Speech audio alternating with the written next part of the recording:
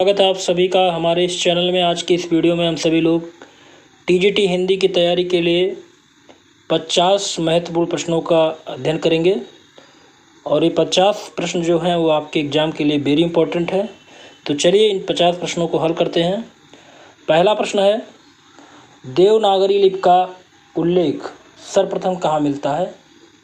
तो आपको बताना है कि देवनागरी लिपि का उल्लेख सबसे पहले कहाँ मिलता है। तो सही विकल्प होगा ऑप्शन बी, जयभट्ट के शिलालेख से। तो देवनागरी लिपि का सबसे पहले उल्लेख जो मिला है जयभट्ट के शिलालेख से मिला है। ऑप्शन बी यहाँ पर सही होगा। अगला प्रश्न देखते हैं। अगला प्रश्न है, इनमें से प्राचीनतम भाषा कौन सी है? तो 4 विकल्प दिया गया है, तो जो सबसे प्राचीनतम भाषा है उसको बताइएगा।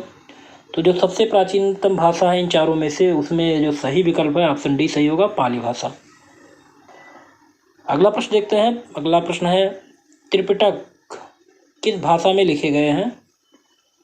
संस्कृत में, पाली में, प्राकृत में कि अपभ्रंश में? तो सही विकल्प होगा ऑप्शन बी, पाली में लिखा गया है त्रिपिटक। अगला प्रश्न है, भिक्षु जगदीश कश्यप का संबंध किस भाषा से है? तो भिक्षु जगदीश कश्यप का संबंध जो है वो पाली भाषा से। ऑप्शन सी सही होगा यहाँ पे। अगला प्रश्न देखते हैं, इनमें से दामोदर शर्मा की कृत कौन सी है? तो कौन सी कृत जो दामोदर शर्मा के द्वारा रचित की गई है? तो यहाँ सही विकल्प होगा ऑप्शन बी, उक्त व्यक्ति प्रकरण। ये जो है वो दामोदर शर्मा द्वारा लिखी गई है। अगला प्रश्न देखते हैं, बिहारी भाषा का विकास अपभ्रंश के किस रूप से हुआ है? तो आपको बताना है कि बिहारी भाषा का जो विकास हुआ है तो अपभ्रंश के किस रूप से हुआ है? तो यहाँ पे सही विकल्प होगा ऑप्शन सी, मागधी। चलिए अगला प्रश्न देखते हैं। अगला प्रश्न है, मैथिल कोकिल किस कवि को कहा जाता है? तो यहाँ पे सही विकल्प जो होगा ऑप्शन सी, विद्यापति को कहा जाता है मैथिल कोकिल। अगला प्रश्न देखते हैं, तुलसीदास किस भाषा के कवि हैं? तो यहाँ पे सही विकल्प जो होगा ऑप्शन सी होगा, ब्रज और अवधी दोनों भाषा के कवि हैं तुलसीदास जी, और दोनों भाषाओं में इनकी रचना मिलती है। अगला प्रश्न देखते हैं, केसो कही न जाई का कहिए, यह पंक्ति किस पुस्तक में की गई है? तो यहाँ सही विकल्प होगा ऑप्शन बी, विनय पत्रिका। अगला प्रश्न है, हिंदी भाषा के अंतर्गत आने वाली कुल बोलियों की संख्या कितनी है? तो हिंदी भाषा के अंतर्गत आने वाली कुल बोलियों की संख्या 18 मानी जाती है। ऑप्शन सी डी सही होगा। अगला प्रश्न देखते हैं, इनमें से सदल मिश्र की रचना कौन सी है? तो बताइएगा सदल मिश्र की कौन सी रचना है? तो ऑप्शन ए सही होगा, नास्तिकोपाख्यान जो है वो सदल मिश्र की रचना है। अगला प्रश्न देखते हैं, भारत की राजभाषा से संबंधित अनुच्छेद कौन सा है? अर्थात उस अनुच्छेद को बताइए जिसमें भारत की राजभाषा का वर्णन किया गया है। तो ऑप्शन ए सही होगा, अनुच्छेद 343।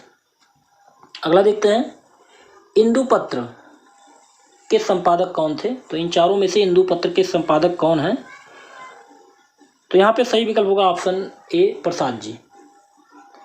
अगला प्रश्न देखते हैं, भाषा बोली न जानी जिनके कुल के दास, यह पंक्ति किसकी है? तो यह पंक्ति जो है केशवदास जी की है। ऑप्शन डी सही होगा यहाँ पे। अगला प्रश्न देखते हैं, प्रतीक के संपादक इनमें से कौन है? तो यहाँ पे सही विकल्प होगा ऑप्शन ए, अज्ञे जी, सच्चिदानंद हीरानंद वात्स्यायन अज्ञे जी। अगला देखते हैं, शुक्ल जी ने वीर गाथा काल का समय सीमा क्या माना है? तो शुक्ल जी ने जो वीर गाथा काल का समय सीमा माना है संवत 1050 से 1375 विक्रम संवत। अगला देखते हैं, साहित्य का इतिहास जनता की चित्तवृत्ति का इतिहास होता है, यह मत जो है किस लेखक का है? तो आचार्य रामचंद्र शुक्ल का ये मत है। अगला प्रश्न देखते हैं, फोर्ट विलियम कॉलेज की स्थापना कब हुई थी? तो फोर्ट विलियम की कॉलेज की स्थापना 1800 ईस्वी में हुआ था। आगे देखते हैं, अगला प्रश्न है, अदृप्त प्रेम का चित्रण इनमें से किस उपन्यास में है? तो यहाँ सही विकल्प होगा ऑप्शन ए, वाणभट्ट की आत्मकथा। तो अदृप्त प्रेम का चित्रण इनमें जो उपन्यास में वर्णित है तो वो वाणभट्ट की आत्मकथा में वर्णित है। आगे प्रश्न देखते हैं, प्रश्न नंबर 20, इनमें से किसे हिंदी का प्रथम नाटककार माना जाता है? तो हिंदी का प्रथम नाटककार किसे माना जाता है? इन चारों विकल्पों में से जो सही विकल्प है ऑप्शन बी सही होगा, भारतेंद्र जी को।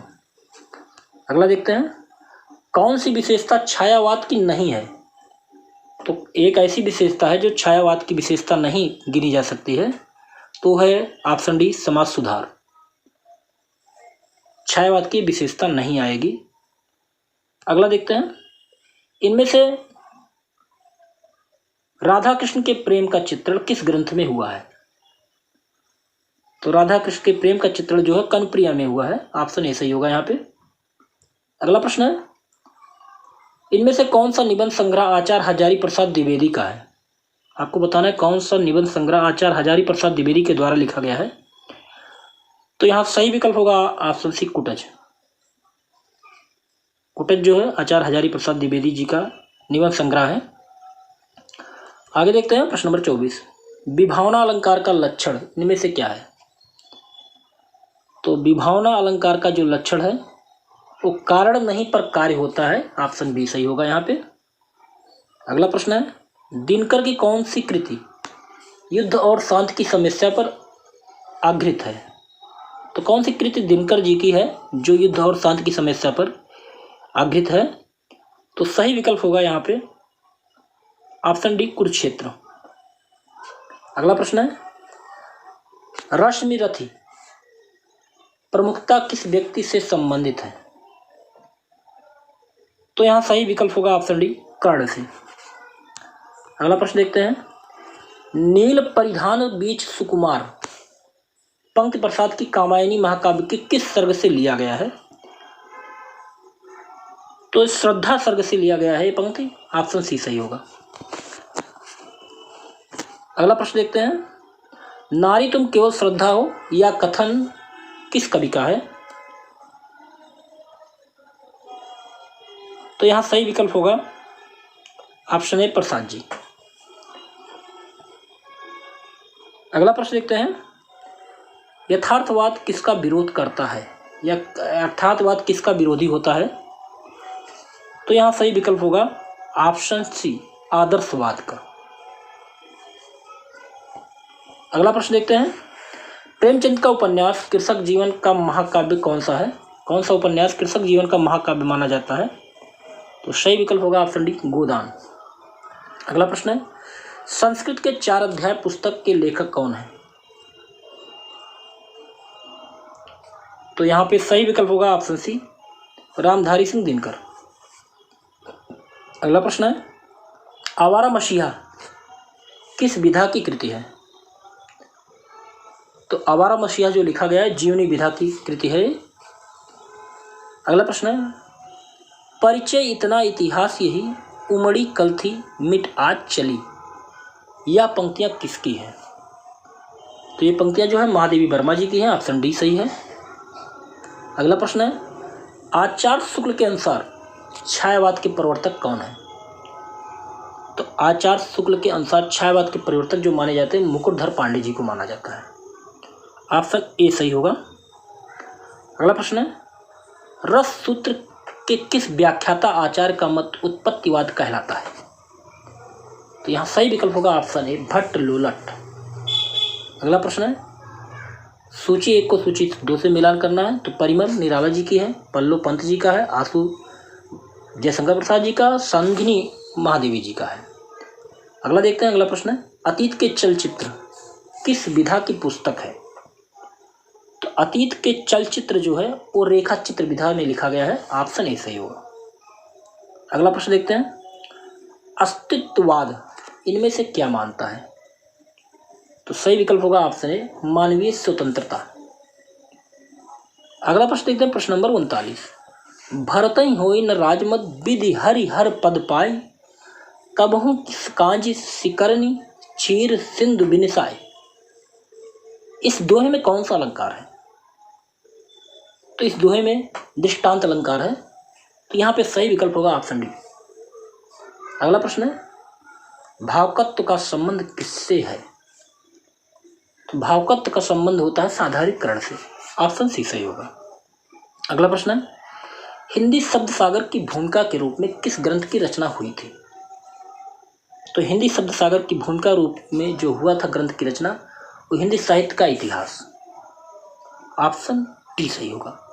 अगला प्रश्न है, रस का स्थान हृदय, सामाजिक का हृदय किसने माना है? तो यहाँ सही विकल्प होगा ऑप्शन डी, भट्टनायक। अगला प्रश्न देखते हैं, जुगपसा किस रस का स्थायी भाव है? तो सही विकल्प होगा ऑप्शन सी, बीभत्स रस का स्थायी भाव जुगपसा होता है। अगला प्रश्न है, साधारणीकरण सिद्धांत में विभावाद के विशेषत्व का परिहार कौन स्वीकार करता है? तो यहाँ पे सही विकल्प होगा ऑप्शन ए, भट्टनायक। अगला प्रश्न देखते हैं, प्रश्न नंबर 45, व्यंग्यार्थ से संबंध रखने वाली शब्द शक्ति का नाम क्या है? तो यहाँ सही विकल्प होगा ऑप्शन बी, व्यंजना शब्द शक्ति। अगला प्रश्न है, रीत संप्रदाय के प्रवर्तक आचार्य का नाम क्या है? तो रीत संप्रदाय के प्रवर्तक आचार्य जो हैं वो है वापन। ऑप्शन बी सही होगा। अगला प्रश्न है, अंबर पनघट में डुबो रही तारा घट ऊषा नागरी में कौन सा अलंकार है? तो इस पंक्ति में जो अलंकार है वो है रूपक अलंकार। ऑप्शन बी सही होगा। अगला प्रश्न है, इनमें से कौन सा कवि भाषा की समास शक्ति एवं कल्पना की समाहार शक्ति के लिए जाना जाता है? तो सही विकल्प होगा ऑप्शन डी, बिहारी लाल। अगला प्रश्न है, पानी गए न उबरे मोती मानस चूर में कौन सा अलंकार है? तो यहाँ सही विकल्प होगा ऑप्शन बी, श्लेष अलंकार है। प्रश्न नंबर 50 देखते हैं और इस वीडियो का आखिरी प्रश्न है, विस्मय यह गोदावरी अमृतन को फल दे में कौन सा काव्य दोष है? तो इसमें जो काव्य दोष है वो है ऑप्शन सी, अप्रतितत्व काव्य दोष है। तो ये 50 प्रश्न आपके पूरे होते हैं। आपको वीडियो कैसा लगा? अगर वीडियो अच्छा लगा हो तो लाइक जरूर कीजिएगा, चैनल पर नए हो तो सब्सक्राइब जरूर कर लीजिएगा। ऐसे ही प्रश्नों के साथ फिर मिलते हैं, तब तक के लिए जय हिंद, जय भारत।